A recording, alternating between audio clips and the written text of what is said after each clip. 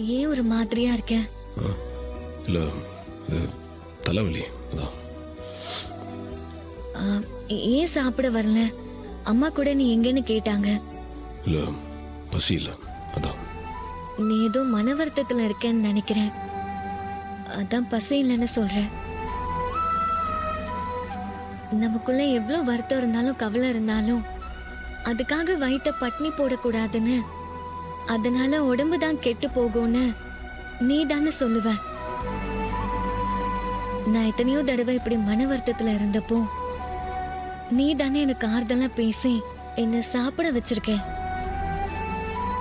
இப்ப நீ மட்டும் இப்படி இருக்கலாமா? சாப்பிடு. இல்ல வேண்டாம் விடு, எனக்கு பசிக்கல. நீ மட்டும் என்ன ஃபோர்ஸ் பண்ணி சாப்பிட வைப்ப. நான் சொன்னா நீ சாப்பிட மாட்டியா? ப்ளீஸ், எனக்காக நீ சாப்பிட்டுதான் ஆகணும். உன் மனசுல எவ்வளவு கவலை இருந்தாலும் அதுக்காக சாப்பிடாம இருந்தா எல்லாம் சரியாயிடுமா?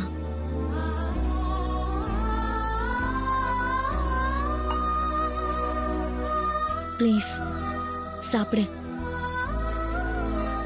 எனக்காக ப்ளீஸ்.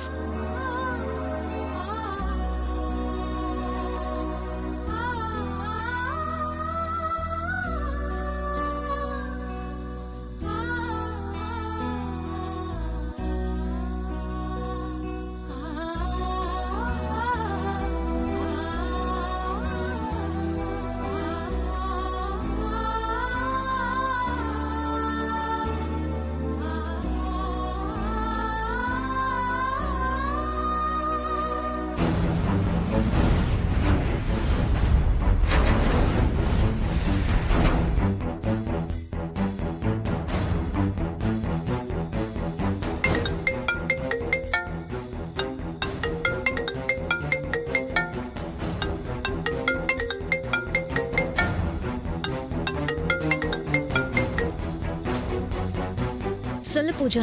என்ன ரேவதி, எப்படி இருக்க? உன் கையில அடிபட்டு இருந்ததே குணமாயிருச்சா? இப்போ குணமாயிடுச்சு, எந்த பிரச்சனையும் இல்ல. அப்போ கம்பெனில பேசி விசாக்கு ரெடி பண்ணவா?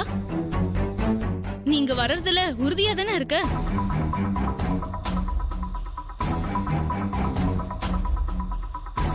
இல்ல பூஜா, இனிமே நான் ஆஸ்திரேலியா வர்றதில்ல, இங்கே தான் இருக்க போறேன். என்னடி திடீர்னு இந்த மனமாற்றம்? என்னாச்சு உனக்கு? இல்லடி, முதல்ல என் ஹஸ்பண்ட் மேல கோவமா இருந்தேன்.